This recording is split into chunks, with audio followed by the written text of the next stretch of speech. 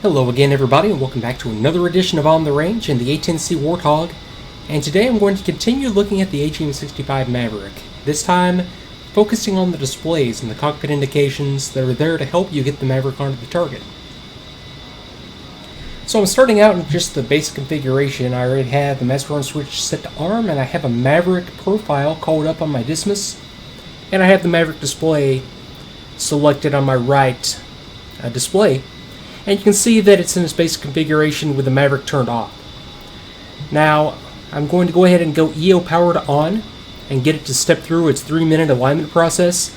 And I'll go ahead and look at some of the displays that we get while it aligns. So I'll start over here on the left side and have a good look at the Dismas. I can tell that I have Mavericks on station 3 and 9. Out there are my wing stations. There's station 3 and there's station 9. And today I have AGM-65Ks. It's not the imaging infrared version of it. It's a version with a charged couple device, CCD camera, in the seeker. So it's slightly different, but the concepts are the same.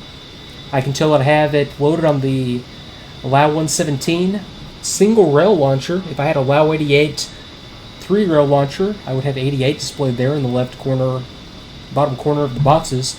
And I can tell the status by seeing that it's in the align status, ALN. So at a glance I can tell that's that much by looking at the Dismas as the AGM-65 is selected and is powering up.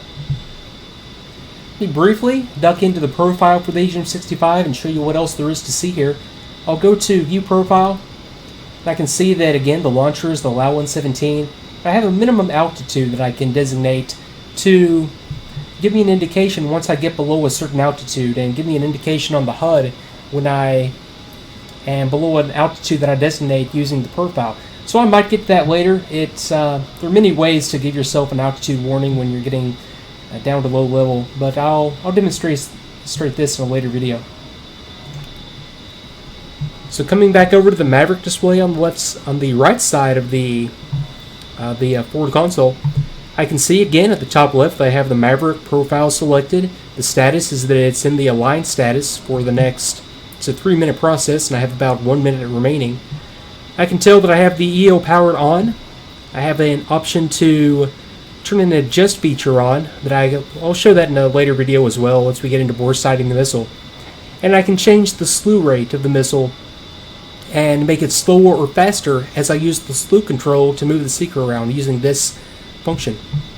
At the bottom right I have an EO timer, and that tells me how long the missile has been on, and it gives me a good idea of when it's going to finish its alignment. I have about 30 seconds left, and also it can tell me how long the missile has been on, because you don't want to leave the missile on continuously unless you absolutely have to for more than 30 minutes for D models or up to an hour for the GH and K models.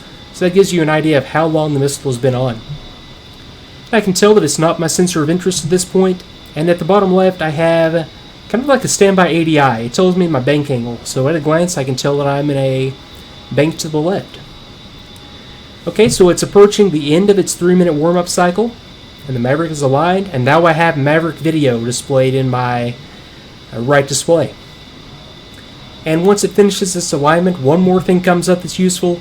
I see that below the Maverick indication telling me that I have the Maverick profile selected, I have station 9. That tells me that it's the Maverick out there on my right wing on station 9 that I'm getting video from. And coming back over the Dismas, I can tell that I have station 9 selected because it went from align to ready at the bottom right corner of my box. And I can tell that station 3 is aligned, but it's in the standby mode. It's not selected and it's not displaying video on my display. So while I'm thinking about it, let me give you a bonus, a little bonus control right here. I didn't mention this in the video dedicated to controls, but like I said then, if I go China hat aft short, it cages the seeker to the bore sight position.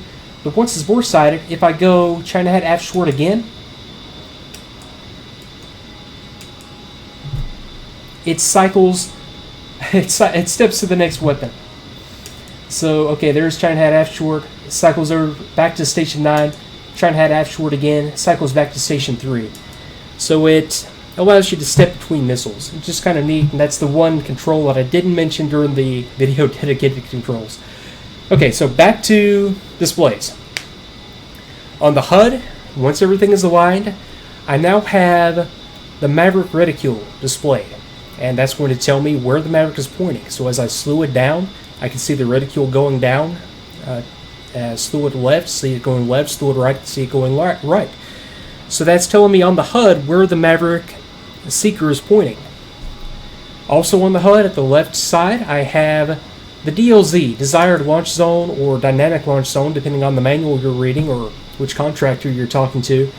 And I'll show you how this works. I'll slew the Maverick down so that it's ground stabilized on a target out there, or a point out there in the distance. And you can see as I slew the Maverick down and the distance decreases to the point on the ground, that the DLZ displays the slant range to target in nautical miles, and it also gives me a staple there showing me the minimum and maximum range that I can effectively launch this AGM-65 from. So the DLZ is going to vary depending on the model of AGM-65 you have loaded, but it does give you an indication. Like for example, right now I can see that the slant range is up around 10 miles. I can see that it's outside of the staple, so if I were to happen to lock up a target out there at that distance, it probably would not hit the target if I were to fire it. I would need to wait until it comes inside the staple, and if I fire it with the indicator inside the staple, I know that I have a very good chance of hitting the target. Also at the bottom of the DLZ, I have a number, and that's the time to impact. If I were to fire a missile right now, it would take 41 seconds to reach the target. Okay, so coming down the left side, I have Maverick displayed again, telling me that I have the Maverick profile selected.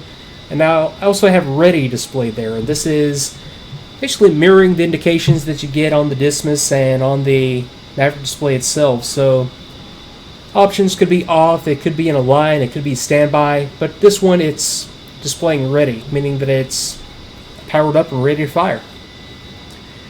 And one more feature that I didn't show before on the Maverick reticule, I can see that I also have slant range to target to the point on the ground where the seeker is pointing, displayed below the reticule. So right now it's at 6 mile slant range.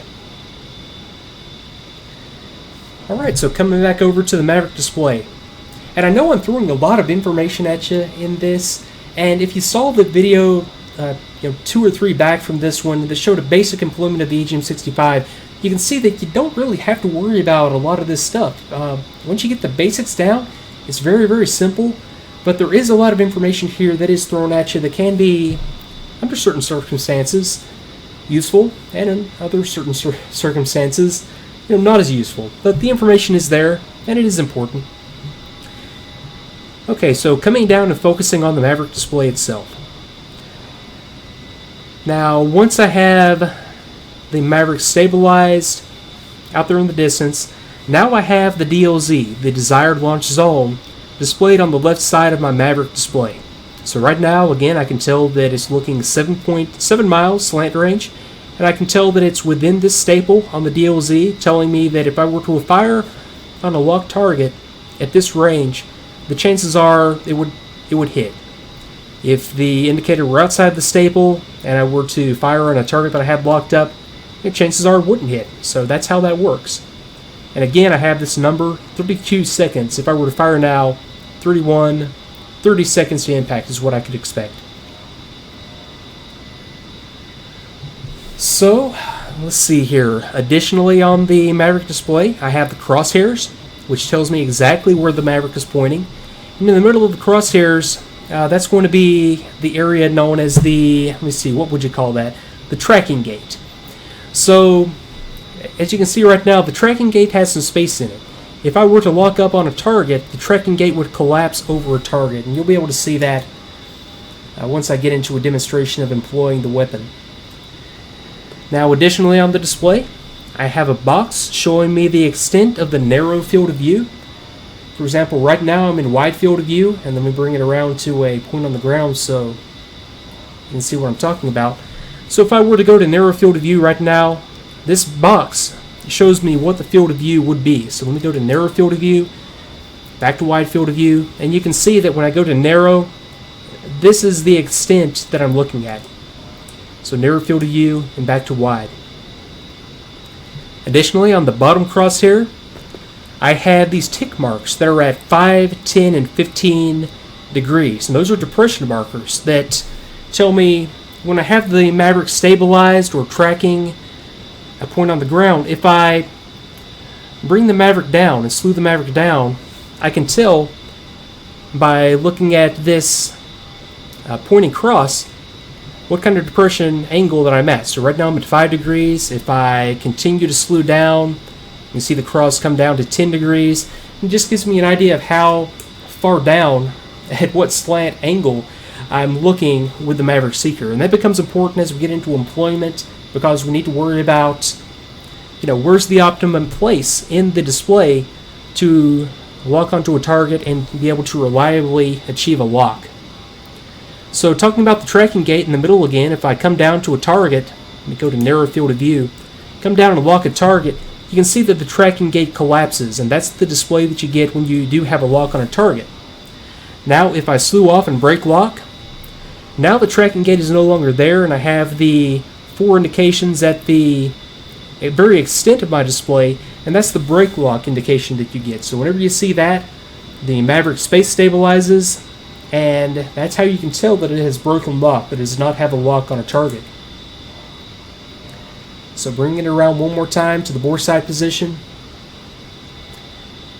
And let me think, that is about all there is to cover on the display. And let me think real quick to see if I'm missing anything important here.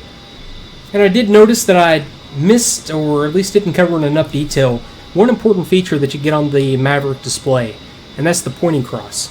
You can see as I slew the display around that the pointing cross moves. So that gives me a visual indication of where the Seeker is pointed in relation to my flight path. So I can tell that right now, looking at the pointing cross, that I'm pointed down and to the left. So as I slew the Seeker back over to the right, I can see the pointing cross move over, so now it's pointing down, and now it's pointing down and to the right. And that becomes very important when we get into techniques for achieving lock with the AGM-65, which we'll see in a later video. And I also noticed that I did not blow anything up on this video, so let me come back around to the target area, lock something up, and blow it up for you real quick. So I've got targets around this steer point, so let me slew the Maverick over and try to achieve lock. I'm about 6 miles out, I should be able to get a good lock. Let me go to narrow field of view and get on this center tank. Okay, come on, lock it up. 5 miles.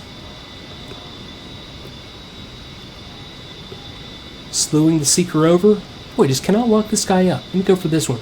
Okay, got him. You can see my pointing cross is flashing now, and that's the indication that I have achieved a lock, and also the tracking gate has collapsed over the target.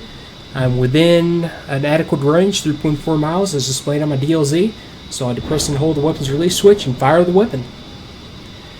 And on the HUD, I showed you before that I had a timer that showed the time to impact if I fired a weapon at that point. Once the missile is fired, the timer counts down, so I have about 5 seconds to impact. And there we go. So, back to the video. But, it's a lot of information to throw at you, and the aircraft does give you a lot of indications to use. But you'll see as we get into the employment that it is very, very simple, and you just kind of pick and choose what feature to use to your advantage depending on the situation. So folks, I'm going to wrap this one up here and come back with a lot more videos on the AGM-65 showing additional employment and get into actual use of the weapon. So starting with the basic building blocks, now I think we're to the point where we can get into employing the weapon, and things will make a lot more sense now that you have a basic knowledge of controls and displays. So thanks again for watching, and if you are enjoying this series, please do consider subscribing to the channel, leaving a like, leaving a comment in the comment section below.